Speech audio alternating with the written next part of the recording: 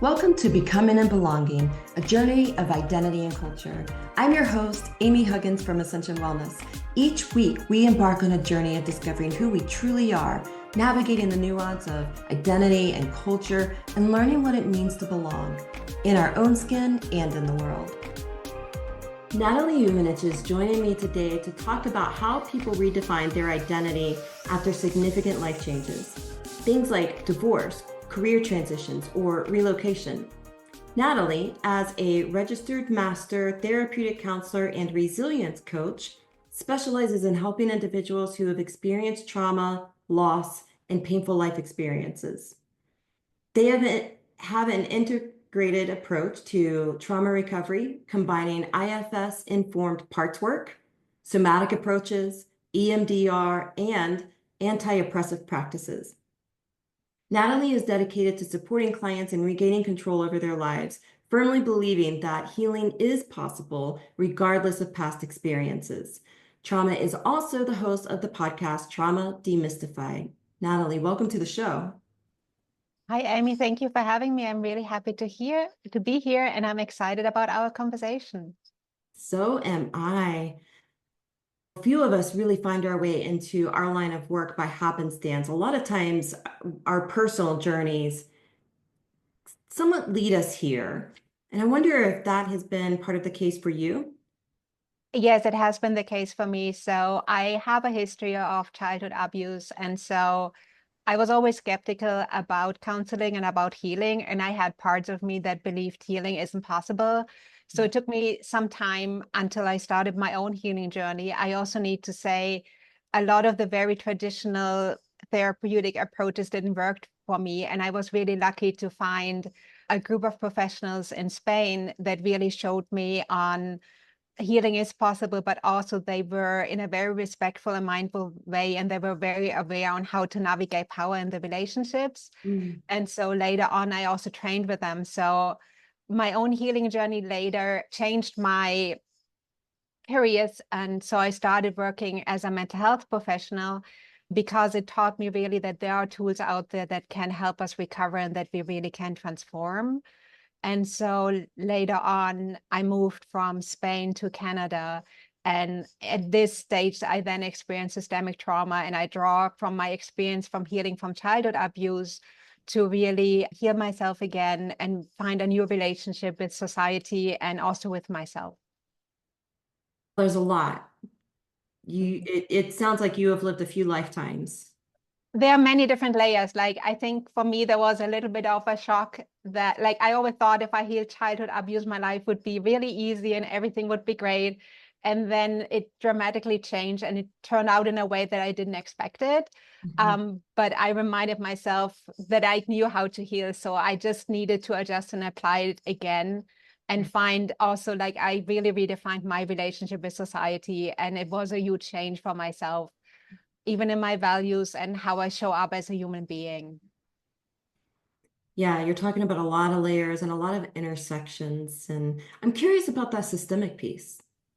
Yes, okay. Originally, I'm German Croatian. I never really resonated with gender, but I think in Germany it was easier to be gender neutral. I didn't use the label, but I didn't feel so challenged by society around gender. My original career, I'm an industrial engineer, so I worked mainly around male-dominated environments, which in a degree, the boundaries are easier because there are boundaries. Like with women, it's more complicated. Like I am non-binary.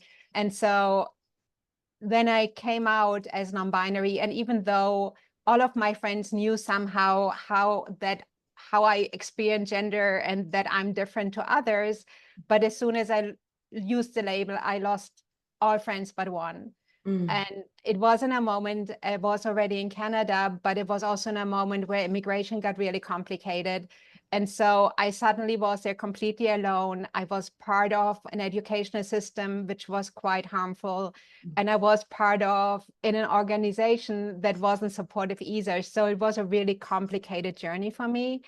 And I think at this stage, I already had been healed. And a lot of my healing was focused on how can I have healthy relationship with others. And so it really cut off my faith in humanity, that people just cut you off because you use a label they don't understand. And I didn't expect that from people. Like, I was aware the stories existed in the queer community, but somehow, I hope for better, but for me, it really disrupted a lot of my faith. How did that impact your identity, your self-perception? I think myself, like being non-binary hasn't affected it that much, but like when I came to Canada, what I noticed is all of my past experience were devalued. So all of my professional expertise, all of my training was just seen as being valued or completely either being valued less or completely devalued. So I think this is what I didn't expect, because when I moved from Germany to Spain, this didn't happen. Like, my education was acknowledged. It was easy to find a job, and I didn't have that many systemic barriers. And so it took me a lot of inner work to, I don't care whether the system acknowledges or not. I have the knowledge. It's not like I lost it just because I changed the country. But it took me a lot of inner work to get there again, because in the beginning, I didn't expect it. I wasn't aware that this existed. Yeah. Oh my goodness. So you had already been an immigrant once and knew that process of transition and learning a new culture, learning in a new country. But then the Yeah. second time was a very different experience. Yes, like my explanation, I'm very superficial. Like, Spain is a relationship culture. And Mm, Canada is not a relationship culture. And I think from my point of view, relationship cultures are much easier to integrate. And Canada is a very different culture. I thought it's more similar to Germany, but still, I think it's different. And so I think because Spain was so easy, I didn't expect Canada to be so challenging. yeah, that makes perfect sense. And that's an interesting way to phrase it. It's a relationship culture. Mhm. Yeah, it reminds me of a Mexican friend I once had. She always felt like a warm hug. And Mhm. we used to talk about the cultural differences between America and Mexico, which Mhm. is reminding me of maybe the differences between Yeah, Spain and Canada. yeah. Yeah. And those differences can feel abrupt, can't they? It sounds like Spain felt like that warm hug, maybe. There was almost a welcomingness and openness. And Yes, sorry. no, no, go ahead. Yeah, like Spain was this warm hug. I think also, I think difference was more accepted in Spain. And I think in Canada, I wasn't prepared for that everybody needs to be in their own box. I think the boxing from people based on their labels, it's far more common here. Also, language-wise, and I know these differences are weird, but I've never in my life been labeled a lady as much as here in Canada, just language-wise, they constantly need to use this term. And Yeah. so it really bombarded me with these messages where, no, it doesn't resonate at all if you constantly say it to me. And so this is a bit like, it's a very gendered language, even though in the end, it's far more neutral than other languages I have lived in. Yeah. But these kind of things, it's just something you don't know if you don't live there. And so this was like this awakening, which I really didn't expect and I wasn't prepared for. And I didn't have anybody to go through the process together. So I came alone. And so I think it might have been easier if there would have been somebody I can just share what's going on for me. But the people I knew were Canadian. So I think my experience in their society was probably far off what they can imagine. And so it really also, it's more difficult to make relationships around that. It is. And that sounds very isolating. It is very isolating. Like I would say, even non-binary, like the majority of people, when I say how I identify, walk away because for whatever reason, what's going on for them. So I think there's still a lot of transphobia out there. And it makes it just more complicated to connect with people because I never know what the result might be. Like, there are some people out there that are open enough, but there are also many out there that have their own beliefs and they don't want to, they don't lean in curiosity. I think what was shocking for me, the lack of curiosity of people. Yeah. So here in the States, I run into that a lot too. And no, I'm cisgender. It's going to be a different experience. Mhm. But yes, in a lot of different ways, when we're talking about identifiers such as non-binary or ethnicity or whatever the identifiers are. On another episode, we were talking about neurotypical versus neurodivergent. Mhm. So in all of these labels that we use, if it's different than the status quo, then a lot of times we're going to run into walls and blocks Mhm. and that lack of curiosity. Mhm. And I can sit here and say, as a trauma recovery coach, I understand why people experience those walls. They feel unsafe somehow. They feel that their worldview or they themselves is somehow being threatened. And at the same time, their nervous system is their responsibility. Mhm. And it leaves you and other people who don't fit into their boxes very isolated.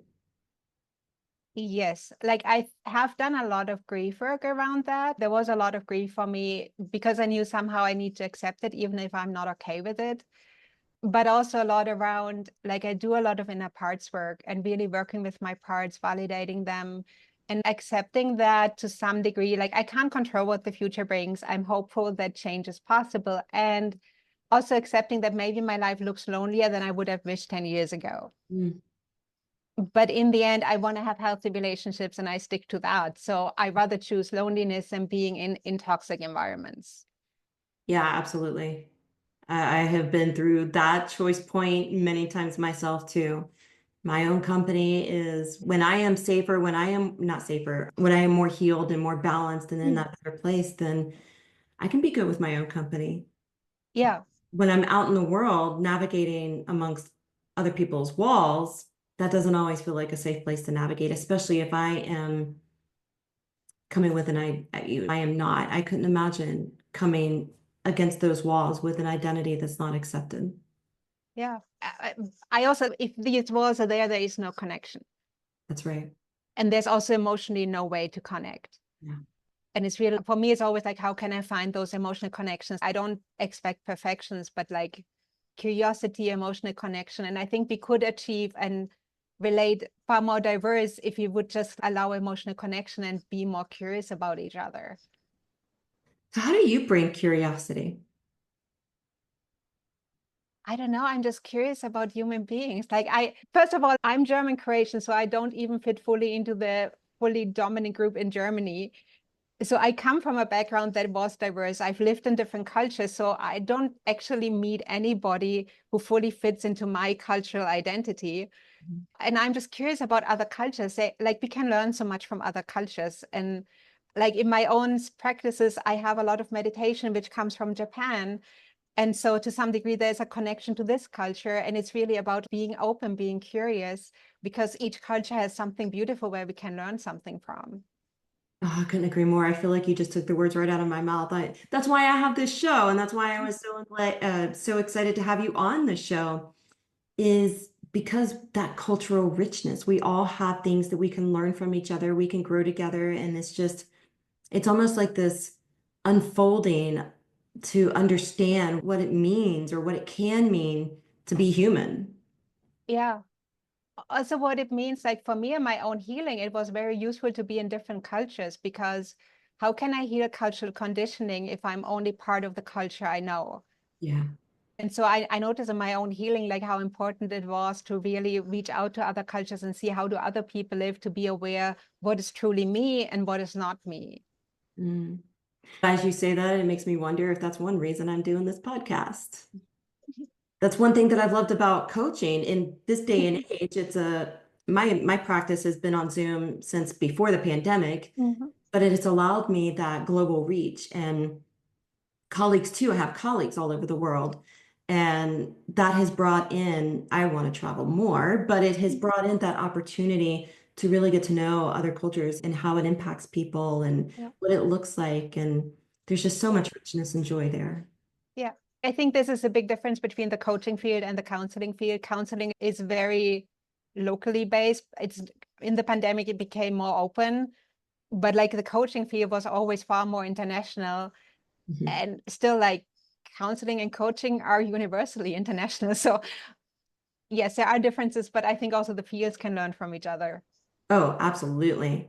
And I have a lot of therapy friends as well, therapy colleagues. Yeah. Yeah. So how does your personal journey impact your work? Mm. I think to I have a part of me that is very aware when, for example, communication is stigmatizing. For example, when I write an article, I I asked me, how can I write this article without stigmatizing the person who has experienced these experiences? How can I use a language that invites hope for healing instead of blaming people for what has happened to them? So a lot of it is really listening when messages I put out there in the work with my clients. Like, I integrate anti-oppressive practices just out of my own experience. And I know I only have one intersectionality from many different. So I'm very mindful if I work with diverse clients, like if I work with a client who's Black, I know I have white privilege towards them. So the question is, how do I navigate this mindfully in the relationship? So in a way, I think it's there everywhere. Like, even the methods that I integrate, I honestly listen to myself. And if the part of me, for example, that has experienced sexual abuse, when it says to me, this doesn't resonate, this model doesn't resonate at all, then I don't choose it, then I let it go. So really, like, when I look at my own healing, what resonated, what was helpful, and what do I integrate and what do I not integrate? That's wonderful. Two pieces of that really stood out to me. On the one hand, you were talking about the nature of coaching, which is peer-to-peer. Mm-hmm. We operate outside of the traditional Western medical model that says, okay, the professional is the gatekeeper of the information and makes an assessment of their client. As coaches, we come in saying, no, we are peer-to-peer and our clients are whole. They have everything they need. They just don't know it because they've been disconnected. And so I can come sit alongside them and help them see that. I heard that a lot in what you were just describing. And then also this aspect of honoring all your parts. And there's a phrase I know that all parts are welcome to the table, or all parts are welcome to the conversation. And that's what I heard you speaking to. I know I am familiar with internal family systems, but for our audience, I wonder if you can give just a little bit of a sneak peek of what that means and how you were just using it with yourself. Yes. Okay. I need to say, I draw not only from IFS, I draw from different parts work theories. Okay. So in the end, it is really like, how can we in connection with all of the different parts? And so we have healthy parts. We may also have parts that hold the wounds of trauma, and we may have parts that are really protective. And so for me, it is like, what happens in trauma is that the wounded parts often gets hidden behind a wall. And so they sometimes show up when we are in a similar situation in the present. And so it's really about, how can we create connections with all of these parts? And the more we can be in a healthy connection with all of our parts, the more we are also healthy in our human existence. Like, the more we can make decisions that are empowering for us. So for example, when we feel stuck, it can also often be a conflict between two parts within us. And so when I started my healing journey, my parts were very opposite. So sometimes I don't think they wanted to be in the same room. But like, I really noticed over the years that they have become far more aligned and far more in harmony. So if I'm connected with my adult self, I can talk to my parts, I can acknowledge their needs, I can take care of them, and I can also find ways to respect them and protect them. And I'm not saying, for example, with my non-binary identity, I see it as a part, and I know that it doesn't resonate with every non-binary people, but for me, it is a part. And if I see it as a part, I can talk to it and I can ask it, okay, in this conversation, what didn't sit well with you? And then how can I take care of that in the future? So for me, it's really helpful to create this inner alignment with myself, and to also find ways on how can I empower me and how can I respond me to whatever happens in society. Yeah, and that's beautiful. I love how you just explained that, and that having those internal conversations with our parts can be so honoring. It's the practice of naming and honoring and protecting your own boundaries, especially from some of those wounded parts who maybe didn't get that when they needed it from others. Yeah. Yeah, I think it's a beautiful way on how we can really create and empower us. It's also a beautiful way, like, parts show up in the context we are in. And so when systemic dynamics show up, I have a part that goes into despair. And I know it's a complicated emotion, but parts work really allows me also to acknowledge it honestly only shows up if something is systemically off. So it tells me something is off. So then how can I take care of the need and how can I respond to that? Wow. I really wish we all had that part, or maybe we do and we just don't know how to listen. But that sounds so helpful, which is why all parts are welcome to the conversation, right? Because they all are important. They all have a wisdom. And I know a lot of these parts can feel very young. They can feel like our inner children. But what's the phrase? Out of the mouth of babes, even very young children have a wisdom to bring to every conversation. If you are very young, we are still connected to our intuition. So in the end, we know our ways. Exactly, exactly. So I wonder, tell us a little bit more about your podcast and also how our listeners can reach out to you. Okay, I have a podcast which is called Trauma Demystified, where I talk about trauma. I provide psychoeducation. I also provide suggestions for one's own healing journey. So my hope is really to give people information, also share something of my lived experience or experiences with clients so that they gain a more realistic view around recovery from trauma, because it is often far more complex than maybe one blog post can explain it. And so I really hope that over time, it gives people insights and tools that they can use for their own recovery. And on the other hand, if people want to work with me, they can check out my website, which is brighthorizontherapies.com, or they can send me an email at nat@brighthorizontherapies.com. Thank you so much, Natalie. And I wonder if you have any final thoughts coming to mind to leave our listeners with. Yes, like what comes to my mind is really, I think one important thing about recovery, which is important, is really also focus on connecting with your body and really try to connect with your boundaries. And it's really a journey to connect with your boundaries. So I know that sometimes the expectations is everyone has healthy boundaries, but it's really an art to practice healthy boundaries. And I think that is a really important part of recovery and really important in also today's society for everyone. Oh my gosh, absolutely. And you just ended on a very well-rounded and holistic note to bring in that somatic work, that body-based work too.